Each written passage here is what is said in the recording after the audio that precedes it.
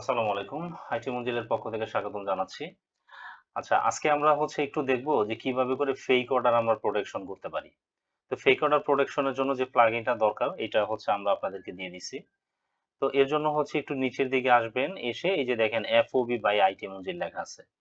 So FOB IT মঞ্জিল এটা আবার IT মঞ্জিল দেখে ঘাবড়ানোর কিছু নাই। আপনার সাইটে কোথাও আইটি মঞ্জিল দেখা যাবে না। যেহেতু এটা আমাদের বানানো এইজন্য জাস্ট এখানে নাম আছে। প্রাতিষ্ঠানিক নাম। বাট এটা কোথাও দেখা যাবে না। আচ্ছা, সে যে FOB আইটি মঞ্জিল এইখানে আসার পরে দেখেন এইখানে এই যে বেশ কিছু অপশন আছে। তা আপনি যদি ডিরেক্ট এই প্লাগইন এর উপরে ক্লিক করেন, ক্লিক করলেই দেখবেন এখানে এই চলে আসছে, পাশাপাশি এখানে বেশ কিছু অপশনও দেখাচ্ছে। আচ্ছা, প্রথমত কিভাবে ব্লক করবেন? ব্লক করার জন্য দেখেন এই যে দেখেন কুইক ব্লক। এখানে ফোন নাম্বার দেয়া আছে, আবার এখানে আইপি দেয়া আছে।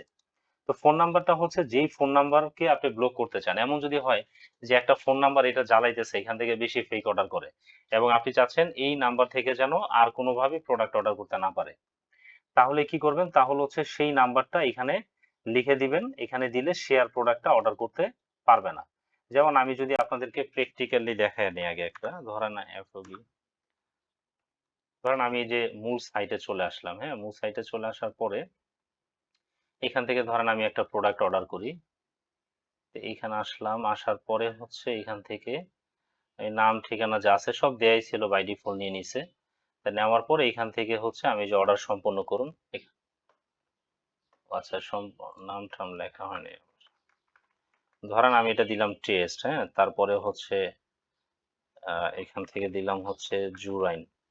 আচ্ছা, আপনাদের এই যে কান্ট্রি রিজিয়ন আছে এগুলো কিন্তু আপনাদের ল্যান্ডিং পেজে নাই। আপনাদের জাস্ট নাম, ঠিকানা, ফোন নাম্বার এগুলো আছে। এটা আমাদের demo site.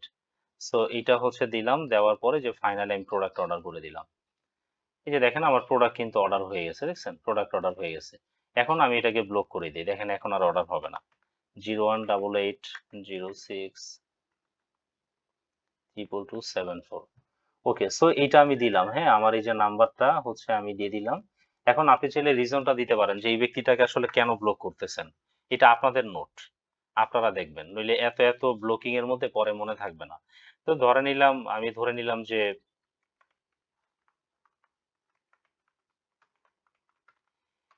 Fake order for repeated time, ধরেন এরকম একটা সংক্ষিপ্ত নোট আমি দিয়ে দিলাম, দিয়ে দেন আমি যে ব্লক করে দিলাম।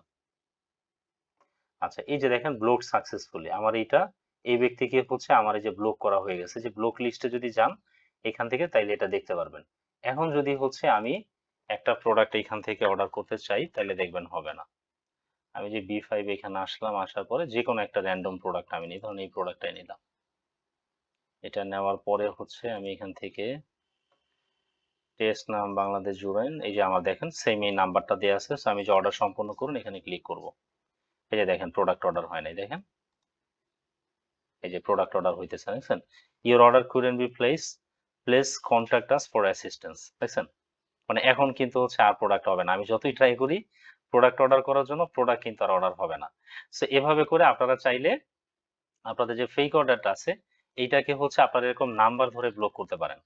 আবার আপনারা চাইলে আইপি ধরে ব্লক করতে পারেন। এই যে আইপি, আইপিটা কিভাবে হয়? আইপিটা কিন্তু মেইনলি আমরা যে নেটওয়ার্কটা ইউজ করি, লাইক ধরেন আমরা যে ওয়াইফাই ইউজ করি, হ্যাঁ?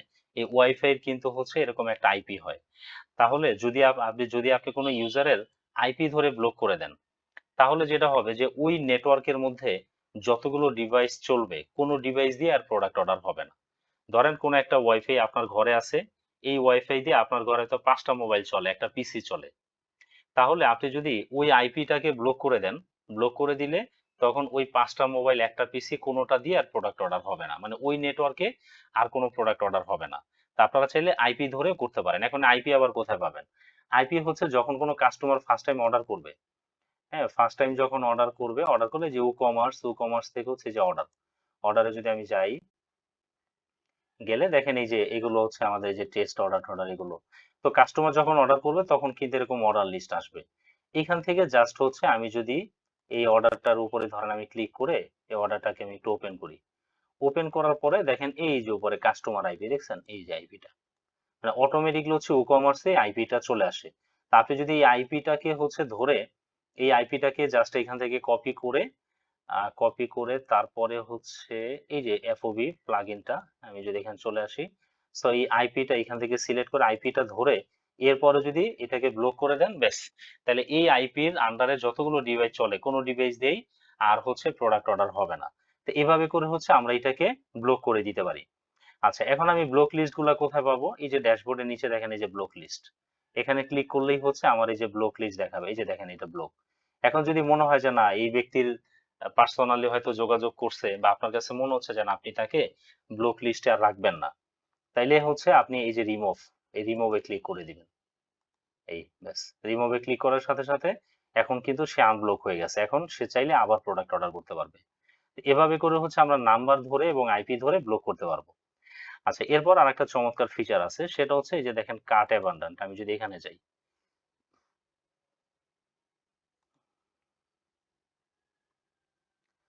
আচ্ছা, আমি এখান থেকে দেখাচ্ছি। সেটা হচ্ছে আমি এই যে সেটিং এ চলে যাব। হ্যাঁ, সো আমি সেটিং এ চলে যাই। সেটিং এ যখন চলে যাব, এই যে দেখেন উপরে সেটিং লেখা আছে, আবার এই যে এই পাশেও আছে।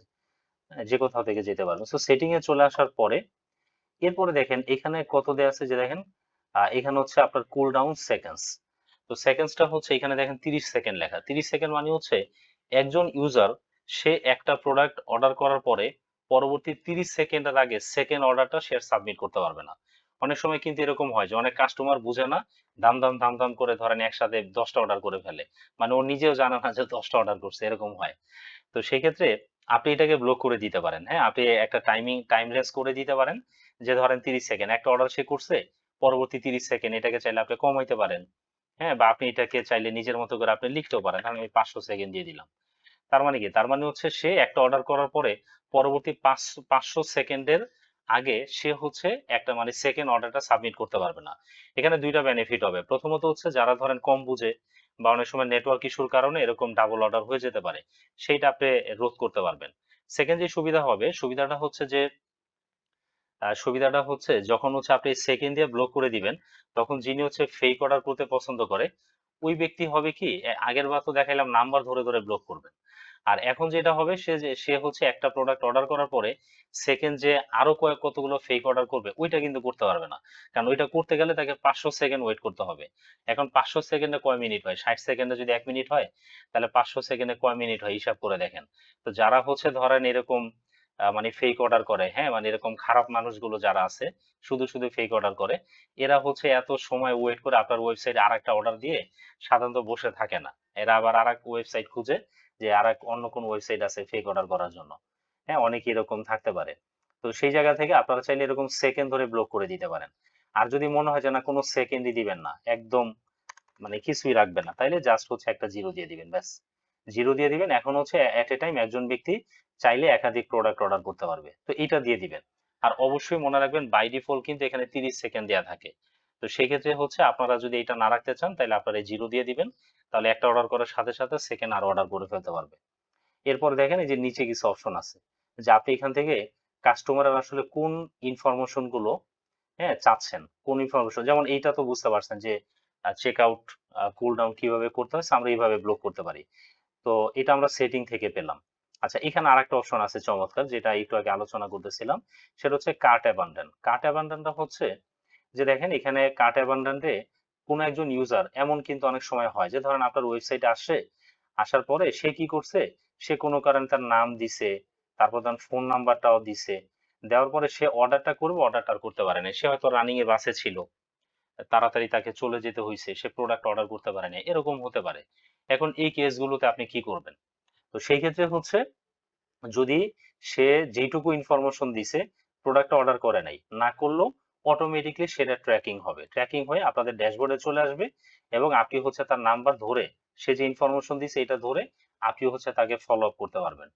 ফলো আপ করে এরপরে দেন প্রোডাক্টটা সেল কনফার্ম করতে পারবেন। হ্যাঁ, এরকম হয় যে সে অর্ডার করতে গেছে, ঠাস করে তার কাছে মনে হয় সব তথ্য দিছে, হুট করে তার ফ্যামিলি থেকে কেউ ডাক দিছে বাসার মধ্যে, অর্ডার করতে পারে নাই, বা তথ্য এখানে দেওয়ার পরে মনে হয়েছে যে আরে আমার কাছে তো এখন টাকা পয়সা নাই, বিভিন্ন কারণ হতে পারে।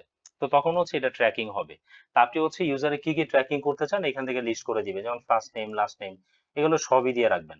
এখন আপনাদের ট্র্যাকিং এ কিন্তু এগুলো সব আসবে না, কারণ আপনাদের অর্ডার প্রক্রিয়ায় first name, last name, email এগুলো কিন্তু নাই। যাদের ওয়েবসাইটে আছে তাদের ক্ষেত্রে এগুলো ট্র্যাকিং হবে।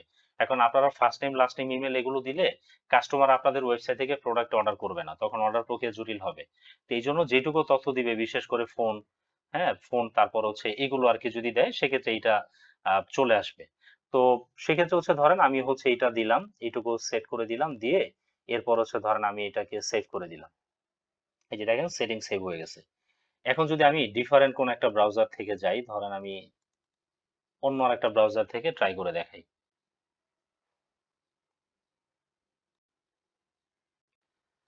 আচ্ছা, সো অন্য একটা ব্রাউজার থেকে যদি আমি এখান থেকে হচ্ছে